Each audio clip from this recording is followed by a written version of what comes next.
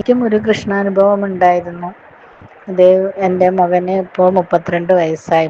എൻ്റെ മകന് 3.5 വയസ്സിൽ ഞാനും എൻ്റെ ഭർത്താവും ഇളയ മകനുമായിട്ട് ഗുരുവായൂരിൽ തൊഴാൻ വന്നിരുന്നു. അപ്പോഴുണ്ടായ ഒരു അനുഭവം ഞാനിവിടെ പറയട്ടെ.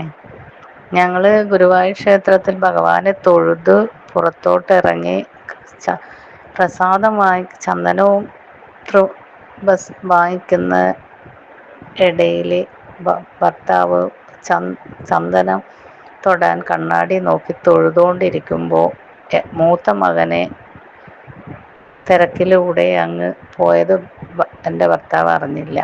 ഞാൻ വന്ന് നോക്കുമ്പോൾ മകനെ കാണുന്നില്ല. ഞാൻ ചോദിച്ചു, മോനെ എവിടെ പോയി എന്ന് ചോദിച്ചപ്പോഴാണ് മകനെ തിരയുന്നത്. അങ്ങനെ ആ തിക്കിലും തിരക്കിലും പെട്ട് എൻ്റെ മകനെ കാണാതായി.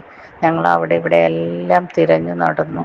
പക്ഷെ കുറേ കഴിഞ്ഞപ്പോൾ ഞാൻ പറഞ്ഞു, ഭഗവാനോട് പറഞ്ഞു, എൻ്റെ മകനെ തരാണ്ട് ഞാനിവിടെ നിന്ന് പോകില്ല.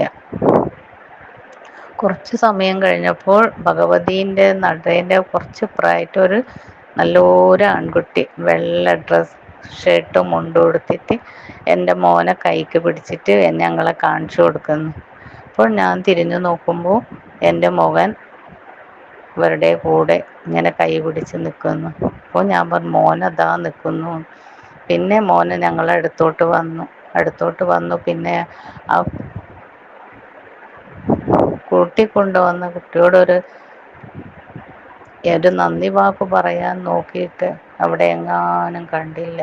അങ്ങനെ ഒരു കൃഷ്ണാനുഭവം എനിക്കും ഉണ്ടായി. ഭഗവാന് കോടാനുകോടി പ്രണാമം.